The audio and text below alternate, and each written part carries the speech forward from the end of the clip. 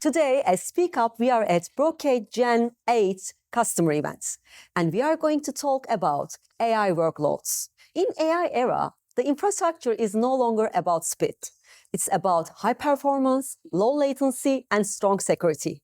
Today, in Brocade Gen 8 Fibre Channel event, we will discover how Brocade creates the differentiation in AI workloads. And my guest is, he's the principal R&D engineer and coming from California, one and only AJ Casamento. AJ, welcome. Thank you very much, John. I'm very happy to host you here, and you came from California for this event. Yes. How did you find the place and the venue and the customers? No, it's great. I think I mentioned earlier that my first visit to Istanbul was 52 years ago. So wow, a long time ago. It's been some significant changes, but the customer base here is great. They're wonderful to spend time with. So great. I just gave a little information about you, but could you please tell us about yourself? And what did you do till now? And what's your role? What are you doing in Brocade? Okay, well, I got my start in IT at Digital Equipment Corporation more than 45 years ago, but I've been now 28 years with Brocade in the Fibre Channel industry, and so that's been my passion for the last quarter century plus now. So it's really good, and in particular, the ability to get out and spend time with customers and find out what they're doing and how they're making use of the technology. Okay, let's come to some questions about this event, and we already listened to your presentation, and we are talking about strong security, especially after this AI workloads are increasing. Data centers really demands this security. And I would like to ask, how does quantum safe SAN strengthen the data center? Yeah, so part of the challenge that we have is just the sheer volume of attackers out in the market. And the other challenge that we have in particular around AI is, in English, we use the phrase curation of the data, right? So basically, who's taking care, who's being careful about the selection of the data that you're using for training? Because there's been some recent studies where they were looking at how many documents it takes to poison a large language model. And they tested it across multiple AI platforms. And roughly around 250 documents is enough to make your inference engine give you bad answers. And that's a serious problem, right? And so, what do you train the AI on? And one of the things that the SAN has as its base is it's generally the critical production data. But that's kind of the data you want to use, that you want your AI to learn from and to manipulate, right? But so there's that challenge of how quickly can you get your AI to that production data, but keep the production data safe. And so the quantum safe SAN technologies, the level of security that we're putting in to our environments, the cryptographic technologies that we're using, those all drive that scenario. And we have the advantage that there's never been a successful hack of a Fibre Channel SAN. And so that's an unfair comparison, by the way, just to be clear, because if you think about the Internet of Things and just the sheer volume of devices and interfaces out there, the attack surface of that environment is just many orders of magnitude bigger than the attack surface on the Fibre Channel SAN, right? But we still have to secure our world because we have the most critical production data in the market, right? Those are, Fibre Channel is what people use for the applications that can't go away. As you mentioned also in this whole meeting, this Gen 8 FOS really introduced significant advancements in performance, intelligence, and resiliency. And I would like to ask you how you are going to bring this to the enterprise platforms. How do they change their lives in their workloads, in their daily life, in their core business actually, with this advantages? Yeah, so there's a couple of interesting developments that have been going on in the last year or so. One of which is the idea of vector databases, and so you look at Oracle, Microsoft, a number of the key players out there. They've come up with new versions of their databases that allow you to do a vectorization of the data set underneath. The idea behind that is to make it very easy for AI platforms to use that database. And so, as my colleague John Doyle was talking about earlier today, the idea of block data for AI, right? And that's one of the scenarios that plays in there. However, from the security side of it, it's an ongoing race, if you will. I would love to tell you there's a finish line.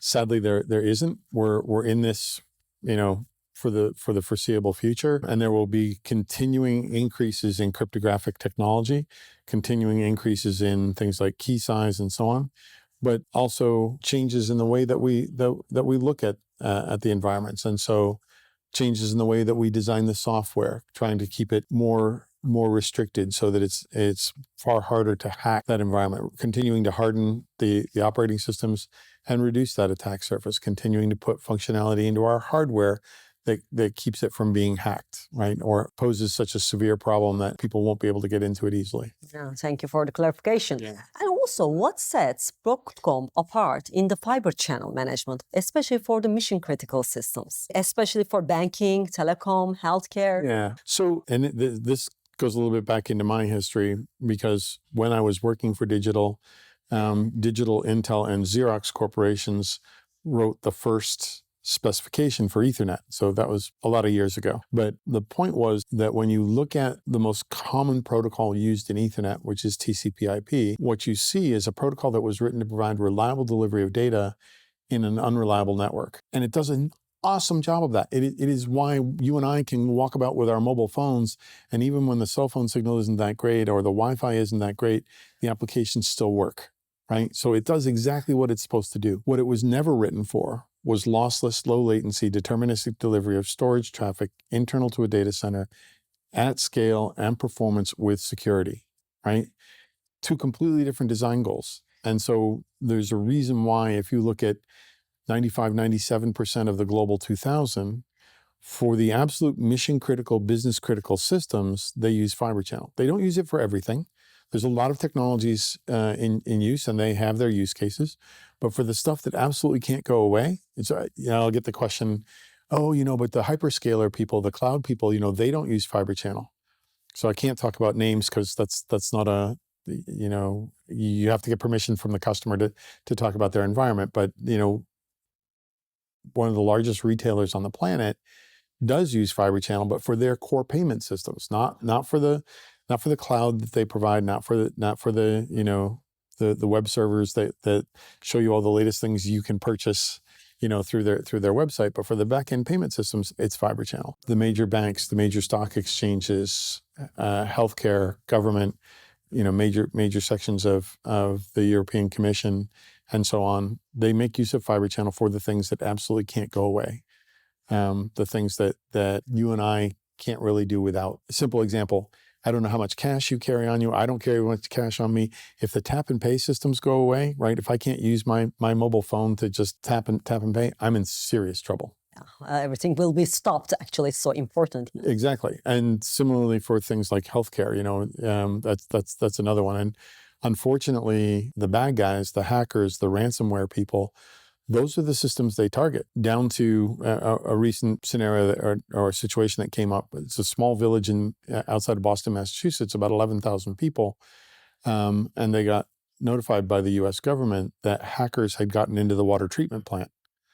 And so they were asking permission to watch them so they could study what they were doing, right? But if you stop and think about it, if they're willing to go after a non-mission critical village of 11,000 people and go after the water treatment plant, then who's not a target? I agree. And also in the AI era, and also we are talking about cyber wars, not real wars. I hope it will not be, but it's so critical that especially these sectors are the critical that we live together.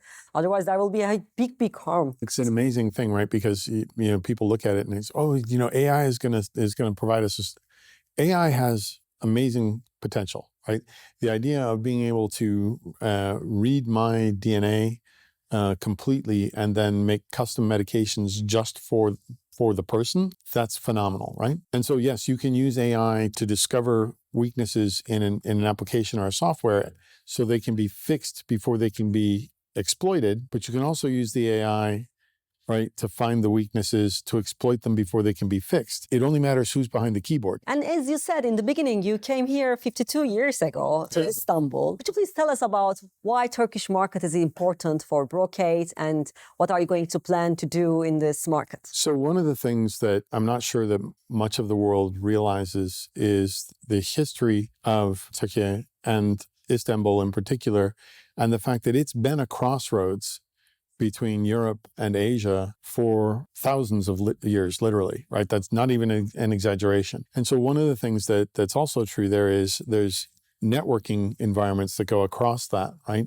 And it's one of the most stable pathways between Europe and Asia, shortest and most stable pathways between Europe and Asia, right? You go north, you start running into problems. You go south, you start running into potential challenges, right, for stability of the regions. And then, if just from the time that I was first visiting, my first time in Istanbul, the engine that Turkey has become in terms of production, finance, it's significant engine in the region that provides a level of stability and economy that's not immediately found anywhere close by.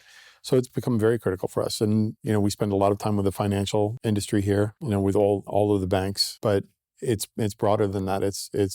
It's communications, it's the overall market. Actually, I'm so happy to hear that, because as a Turkish woman, I'm proud of it. I'm so happy to host you here as well. Any last words from your side? The one thing that I would just add in from our side, we have at Brocade, at the Brocade division of Broadcom, we have this unique advantage in that we work in amongst the engineering organizations that are doing the custom chips for Alphabet, for Meta, for Microsoft, for OpenAI, and so on, right? So we see that. We see the teams that are doing the multi-terabit switches, the 100+ terabit Ethernet switches, and the progression of those technologies. And so we've got the opportunity to see how these things are evolving, and basically to leverage the best technologies out of that in our own products, right? And that's a significant advantage for us in our market, because we get, if you will, sort of first look at these new technologies and how we can best mesh with them to provide the right solution to the customer base. Great. Thank you very much for sharing your knowledge, your experience with us. Thank you for coming again. Thank you for having me. We were at the Brocade Gen 8 Fibre Channel customer event. I had a guest from California. He is the Principal R&D Engineer, AJ Casamento. We had an inspiring speech together. See you in our next episodes.